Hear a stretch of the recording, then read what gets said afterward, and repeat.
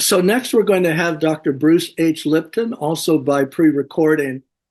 Bruce H. Lipton, PhD, is a stem cell biologist and author of the best-selling books, The Biology of Belief, Spontaneous Evolution, and The Honeymoon Effect. And Bruce is the recipient of the prestigious Japanese Goi Peace Award and has been listed in the Watkins Global Top 100 Most Spiritually Influential Living People for the last 13 years. And his chapter in the Great Upshift is I, Human, Nature, and Consciousness. So we'll go over now to that video from Bruce Lipton. Okay. Yep. It's very interesting. In today's world, technology is moving so fast that they start to recognize maybe our technology is more powerful than we are. And especially when it comes to artificial intelligence and the idea is, oh my God, the machine can think better than you can think. And then they say, well, if it can think better than I can think, can I get connected to the machine so that the machine can think with me and for me? And this is called transhumanism, where you want to take on technology to replace what you already have. Because the technology seems so cool and so smart. And I go, look, I come from a world of biology. And the most important aspect of this biology is, well, we have life on this planet. This biological mechanism is a translator of the environment.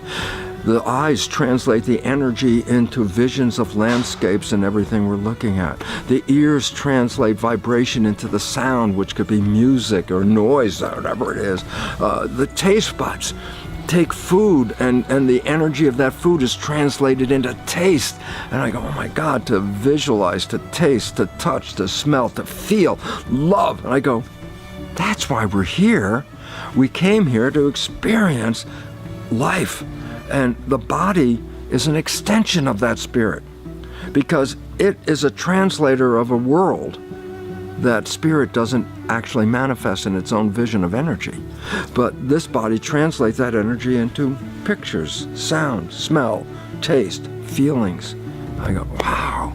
And then they say, well, yeah, but we could be smarter when we do transhumanism. And I go, you missed the point.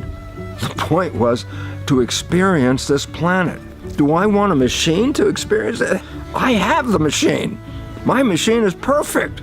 Do I need to expand it with computers? Hell no, because my brain's smarter than the computer anyway if I want to use it that way. So the world is tied up with transhumanism and AI, artificial intelligence. Like, okay, we can boost our intelligence. I go, is that why we're here? Is that the feelings? Do you have artificial feelings that we can program? Can you program love into my body? I go, my body programs love, mind you, much better than a machine can do it. So the idea is this: understand your personal experience on this planet. We get so caught up in the details, the struggle for life, which is a false understanding from Darwin, because life is not a struggle, life is a creation. And do I need an artificial intelligence to create this? I say no. I've created some of the most beautiful visions of my life by being in places like I got there for. Why? Not because a computer took me there, because there's so much information coming in your body all the time. Every aspect of you walking through a field, the sea, the smell, the air, everything is like artificial. The real one is the great one. Why do I need to enhance that when I already have a body that can do better than any machine can do? And I want people to understand, please, we came here to have life experiences. If you can touch love, it's not coming from a machine, folks. It's coming from this body. Okay, it's a biological machine, but that's why I honor it. Because if you understand the nature of life, cells, genetics, and our experience on this planet, the destination of AI for me is like, what a waste of time. Go to the beach. That's what you should do sometime. Go out and enjoy a meal somewhere. That's what we're here for. Do I have to be the smartest person in the room? No, really. I just have to be the happiest person in the room. And that, to me, resolution. So my simple point is this: why should we look for transhumanism when your human body can do miracles that machines couldn't even think of doing? Use your body first. We'll talk AI in the future, but not now.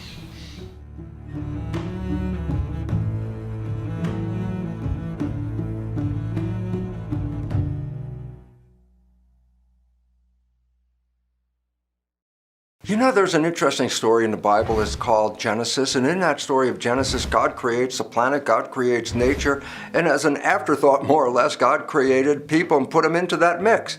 The unfortunate part of that story that's been carried around for the last couple of thousand years makes a situation that suggests that we and nature are separate from one another, that we came on our own separate from the planet. Well, this has been a big problem. You know why? Because we are actually created by nature. And the significance is, as the fate of nature goes, so does the fate of human civilization. And now comes the biggest problem, is that humans have been destroying nature and precipitating what is called the sixth mass extinction of life. People just haven't caught on to the important part. If nature goes down, so does humanity go down, because we are nature. So maybe it's the wake-up call, a wake-up call that actually is a call from a long time ago. 10,000 years ago, the indigenous people on this planet already knew that nature was a garden, and they were here as gardeners to help create the beauty of that garden. Well, let's wake up to that original belief, because that's what's actually controlling our world. We have to stop using the earth and start working with the earth. That's how our evolution will take us into the future.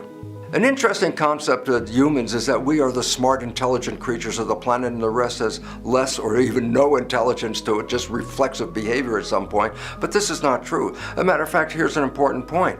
The human body is made out of cells. The cells are the intelligent part of the human body. We are just a collective expression of cellular intelligence. Well, nature is imbued with all this intelligence.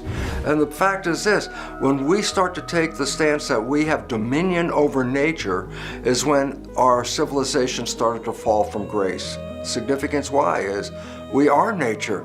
We are not the controllers of nature. We're the ones that are supposed to learn how to live in harmony with a garden. Simple fact. A garden is not a battleground. But look what we did. We've turned it into a battleground. A garden is the height of cooperation. And this is what nature is asking humans to do at this moment. Wake up and start learning to live in harmony and cooperation with nature. Well, guess what, folks? You've been looking at yourselves as a single entity, a single organism, but when you look in the mirror and you see that single organism, let me adjust the understanding, and that is this.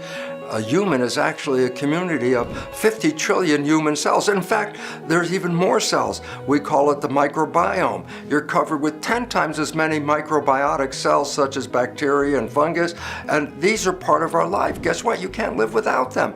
So today's definition of a human is not just the human cells, but all the microbiota that live with us, because without them, we will not survive. In human health, we're not talking about the individual health. We're talking about the health of a community of those 50 trillion cells. And then I go, well, they are miniature people, these cells. Why? They have all the same functions that you have: respiration, digestion, excretion, nervous system, even immune system. And so what's really important is your health is not based on one cell, it's based on 50 trillion cells living in community. And the significance of all that is then who's organizing this community? And it turns out the brain is organizing this community, and the significance is very clear. The brain doesn't tell the digestive system how to do its job, or the heart how to do its job. The brain is coordination.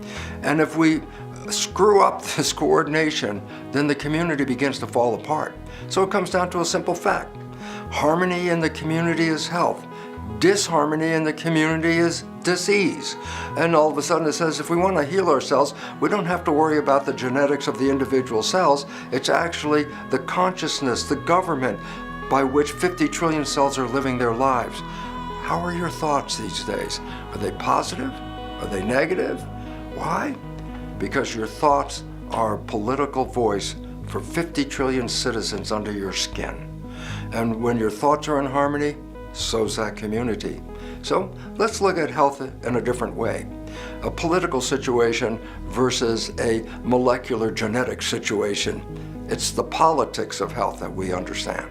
You know, when I was a professor in a medical school, what was I teaching? I was teaching about this organ system and this one, the respiration system, the digestive system, the musculoskeletal system. We looked at all of these as little independent systems to study. But guess what? Over time, we learned something very important. You cannot study an individual organ alone.